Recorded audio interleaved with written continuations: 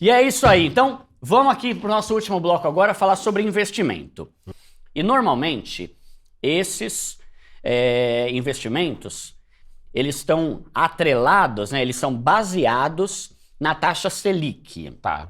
Né? Então, só para a galera de casa entender... Ou no CDI. Ou CDI, e tem alguns que é IPCA também, né? Tá. Qual que é a diferença desses três aí? Pô, tu quer que ninguém invista, né?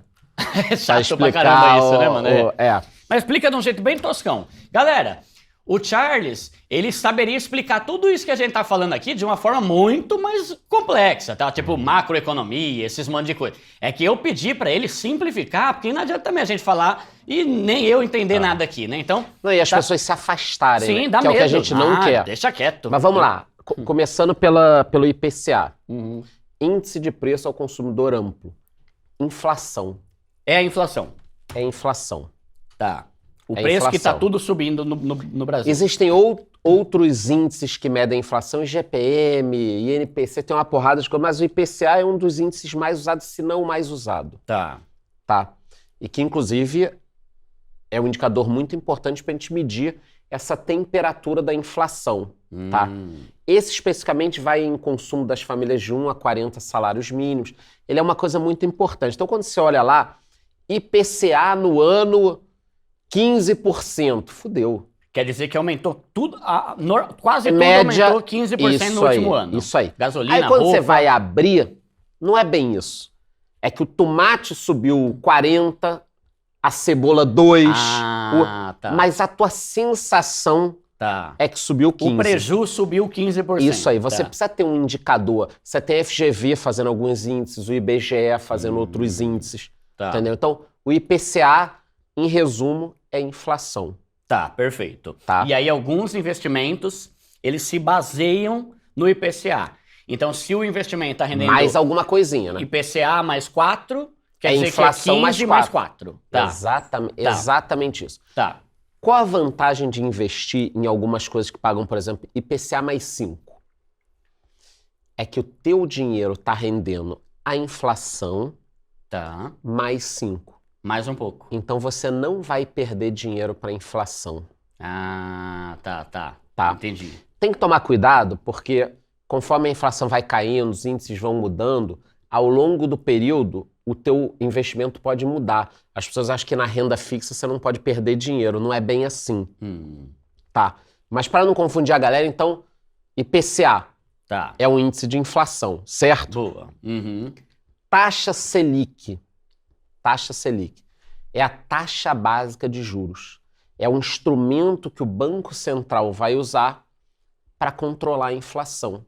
Tanto que a gente tem ali a cada 45 dias uma reunião do Copom, Comitê de Política Monetária, para decidir. A gente vai manter a Selic, diminuir, aumentar. Quando que você aumenta a Selic? Quando a inflação está subindo. A inflação está caindo, você pode diminuir a taxa Selic. Então, o Banco Central ele controla a taxa Selic como a taxa básica de juros. É a taxa que todo mundo vai olhar. E essa taxa, ela influencia cartão de crédito, financiamento, empréstimo? Tudo. Quanto mais alta a taxa Selic, mais caro os juros do cartão, do empréstimo, do financiamento e tudo. Isso aí. Tá bom. E aí tem investimentos que se baseiam na Selic. Então, quanto mais alta ela tiver, mais... Você tem o Tesouro Selic, por exemplo. É verdade. Tesouro Direto lá, que se baseia nele, né? Tá. E o CDI? O CDI... Certificado de Depósito Interbancário. Porque é sempre igual o Selic, quase, né? Não é igual. Por exemplo... Quase igual, né? Selic 13,75, CDI 13,65, né? 0,1 abaixo. Mas também é uma forma de você calcular. É o certificado de depósito interbancário. É mais ou menos a taxa entre os bancos. Tá, e aí muitas vezes o investimento se baseia no CDI. Isso. Tá, então, por exemplo, se você chega e fala assim, mas que está muito próximo da Selic. Então, eu vou dar um exemplo aqui, né? Eu tenho fundos imobiliários que estão atrelados à inflação, ao IPCA, e tem fundos imobiliários que eu invisto que estão atrelados ao CDI. Tá?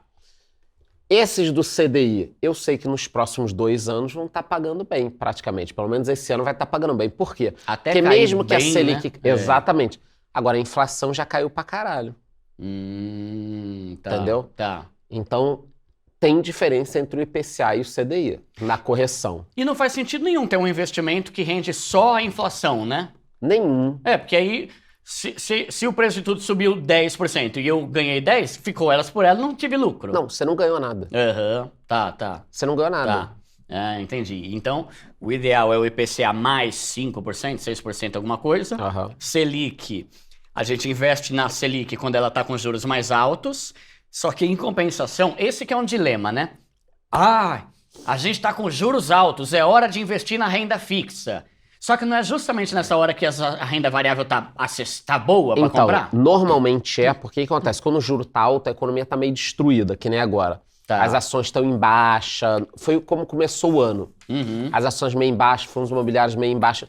Quando o mercado percebe que o governo vai derrubar os juros, as ações dos fundos imobiliários já começam a subir. Então, de certa forma, quando os juros estão altos, é a melhor hora para investir na renda fixa e na renda variável? Cara, quando o juro tá alto, é a melhor hora de você, desde que ele esteja em tendência de queda. Os juros?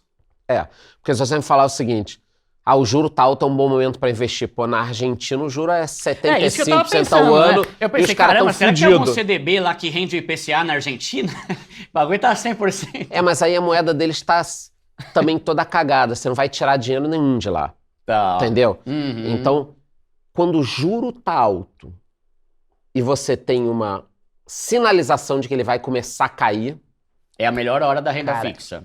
e da renda variável também. Também, porque aí já vê que... É. Tá. Agora, se... Que foi mais ou menos, na minha opinião, a penúltima reunião que o Copom subiu o juro.